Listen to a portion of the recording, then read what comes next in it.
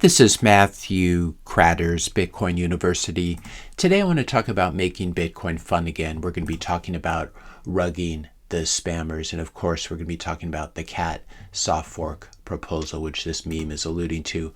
What is the CAT? It's a Bitcoin soft fork proposal that proposes to do the following. Number one, it uses the spammers' own criteria to create a list of Bitcoin UTXOs, chunks of unspent Bitcoin, that the spammers themselves list in their spam catalogs as JPEGs, videos, scam coins on Bitcoin, etc. Any Bitcoiner will be able to check this list using their own node and make sure that their own UTXOs are not included. This is an important thing that we'll all be able to verify this. Number two, exclude all UTXOs from this list, from the spam list. Exclude all UTXOs that are 1,000 sats or greater. If you're holding any sub 1,000 sat UTXOs today, they're already pretty much impossible to spend without being completely eaten up by transaction fees. That's important to note. And I do have some videos about UTXO consolidation on the channel that you can Google. Number three, start running new consensus rules. In other words, start running the soft fork software that makes these UTXOs, these spam UTXOs that are less than 1,000 sats, makes them unspendable and unsendable. This is something that will kill economic demand for this garbage. So if you own any inscriptions, your crappy art will remain in your wallet. No one is confiscating it. You just won't be able to send it using the Bitcoin network, and people will still be able to right-click and save it to steal your precious art, unfortunately, but at least it'll still be in your wallet. And because you don't consider it money as a spammer, it is just going to be beautiful art sitting there in your wallet. Once these UTXOs are marked unspendable by the soft fork, you will be able to delete them from your UTXO set on your node as a node runner, since they're no longer spendable. Of course, UTXO stands for unspent transaction output. So if this thing can no longer be spent, it no longer needs to be held in the UTXO set. So once you delete them from all these spam UTXOs from the UTXO set that's held in your node, it's going to make it easier and cheaper for your node to function and for people who are spinning up new nodes as well. This will also drive spammers and scammers to other chains as crypto VCs begin to realize that the Bitcoin network is hostile to spam like this. If you don't want your spam UTXOs to get catted by the soft fork, you can simply do a consolidation transaction that combines these small UTXOs, sends them to yourself to a Bitcoin address that you control, and once you're above the 1,000 sat limit, you have nothing to fear. So this is something to consider when people talk about confiscation. A sub 1,000 sat UTXO is virtually unspendable at this point. 40, 50, 60% of it will get eaten up by fees. So anyone who's holding these is not really intending to use them as money anyway, but we're going to have the added check of making sure that these UTXOs are on the spammers list themselves, and you'll be able to check it for yourself. If crypto VCs want to create new spam that uses 1,000 plus sats UTXOs, and it begins to massively bloat the UTXO set, their new projects, which it will if it ever becomes popular, these new projects, then we will rug them again with CAT 2.0.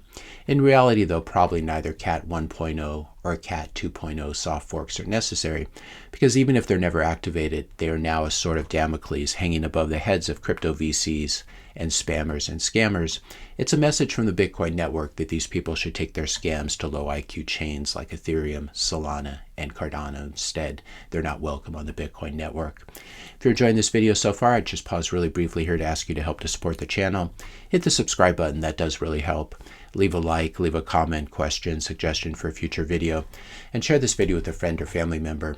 As Carlos Jackal points out here, the CAT is changing the Overton window in the spam debate, and the spammers are freaking out. Before, they had everything to gain with Overton and nothing to lose, which is why they were so arrogant. Now they have something to lose. Meow. In this post, Cron writes, history proves that those who try to dictate how Bitcoin should be used eventually fork themselves away. The anti-ASIC crowd exited to Litecoin. The big blockers left for Bitcoin Cash. And the purists currently complaining about JPEGs are fighting a losing battle against Bitcoin's most fundamental rule, that is, it's permissionless. Well, Bitcoin is permissionless money. It's not permissionless cloud storage, of course. My response to him, though, yes, you're right. History proves that scammers and shitcoiners get driven away from Bitcoin. JPEGs and shitcoins on Bitcoin will receive the same treatment. Cron responds, Matt Cratter, I respect your work, but this historical analogy misses the economic reality.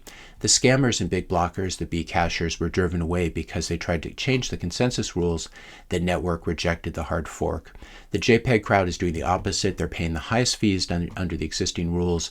Miners are rational economic actors, not moral police. They have a fiduciary duty to maximize revenue. They won't drive away the people bidding up the block space. They will prioritize them. Again, this is not something that miners get to decide, and they're not always rational economic actors. They certainly don't take the long-term health of Bitcoin into account when they're putting garbage on the chain, because what they're doing is they're hurting future nodes. He goes on to write, though, to purge fee-paying transactions, one would have to fork away from the revenue. Miners will never follow a chain that pays them less just to satisfy a moral preference. My response, small blockers literally changed the rules with SegWit and defeated the miners and other large companies with the UASF, a user-activated soft fork. So what he's saying right here, he's basically making it sound like the miners are in charge of the Bitcoin network, whereas they are not, as was demonstrated during the block size wars. Adam Back writing, quoting conjoined Chris here, saying a solid message for Bitcoiners, keep calm and don't fork off. What this misses actually, though, is if we were to do the soft fork, it would actually be a URSF from the spammers. That would be the actual forking off. We would not be forking off, but that's a technical thing we need to discuss in a later video. But Adam Back, of course, solid message for Bitcoiners. Kanza writes, they've gone from incessantly chanting fork off to please don't fork off, and he's got the cat here. Couple comments from yesterday's video. I love you, Matt, but I just can't support this. I don't like spam, but this is just too dangerous in my opinion. This seems like the equivalent of hate speech laws to me. I will do more research and listen to your case, though. My response, hate speech laws are imposed by governments, universities, and other centralized institutions. What we're talking about here is a decentralized community getting together to try to figure out how to protect itself from junk data attacks. We're not trying to block or censor monetary transactions. We're trying to stop scammers who are abusing the system by hacking in JPEGs and shitcoins on Bitcoin. Bitcoin is not a free speech platform. Use Nostr for that.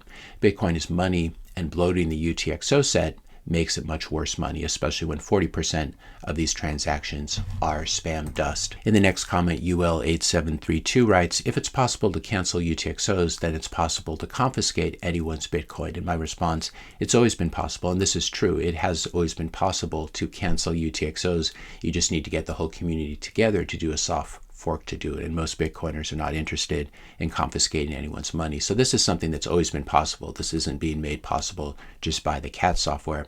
It's always been possible, but you have to get the network to run your rules, which is the hard part. No Bitcoiner is interested in confiscating money.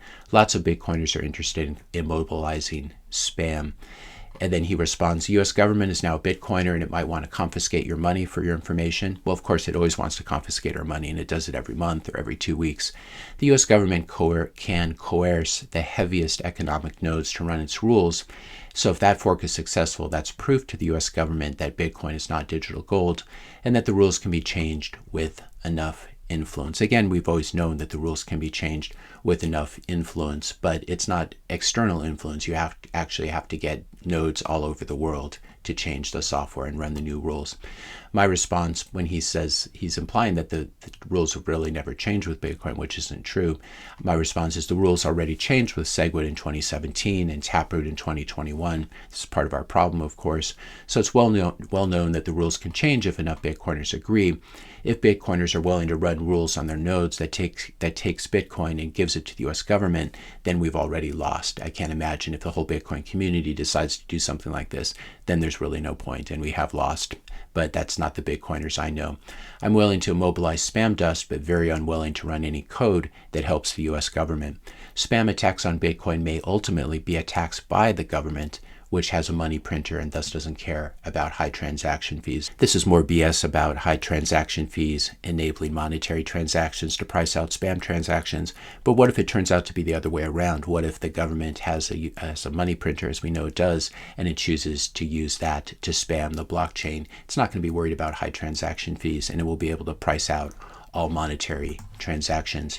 Patrick Reddy 7862 writes, quick question, how does one know if they bought UTXOs that will be frozen with the soft fork?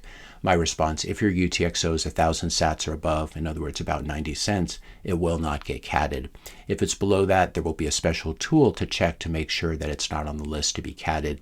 And so no one's going to run this software on their node before they check to make sure that their own UTXOs will not be affected. That's obviously what we want to do. It's highly unlikely that you are holding one of these UTXOs unless you made a special effort to acquire it. In other words, you bought an inscription from someone. If you're holding any, you just need to do a consolidation transaction. You send Bitcoin to yourself to get the UTXOs over 1,000 sats and you'll be fine. I'll cover in depth in a video soon how to do this. And then Patrick responds, thanks, running knots as we speak. So thank you for running knots. Just making sure that if I have a rare sat, quote unquote rare sat in a UTXO set, my whole address won't get frozen or something like that. It's important to note that rare sats don't even exist. They're not individual Satoshis. We just have UTXOs. Talking about rare sats is like talking about a rare inch on a ruler. We don't have rare inches. We just have rulers that are denominated in centimeters or inches. This whole ordinal theory is an external thing imposed on Bitcoin. So it's not something, rare sats are not being targeted. We don't really have to target them because they don't exist anyway. What we're targeting are the UTXOs.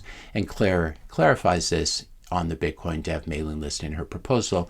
What if some of my UTXOs contain rare sats? Won't those get catted? In this BIP, rare sats can be understood as Satoshis that ORD and similar indexers are treating as non-monetary artifacts.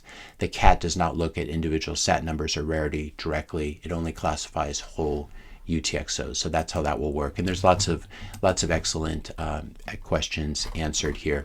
And then it looks like Greg Maxwell has responded to Claire. So that's definitely something we'll be covering in a future video. I don't know if everyone understood it, but the whole title of this video, Make Bitcoin Fun Again, was something that the spammers were pushing out in 2023. And so you can see that making Bitcoin fun again basically means spamming it. So that's the irony in my title, that we're going to go after these spammers. And that's going to be the really thing that makes Bitcoin fun. Lazy Lone Wolf writes here, cats taking over the internet yet again. I responded, yes, it's definitely quite fitting. Full circle, baby. It's time to rug the spammers. If you enjoyed this video, be sure to hit the subscribe and like buttons. Hit the notification bell if you want to be notified when I publish my next video. And let me know your questions and comments in the comment section below. Thanks a lot for watching, and I'll see you in the next video.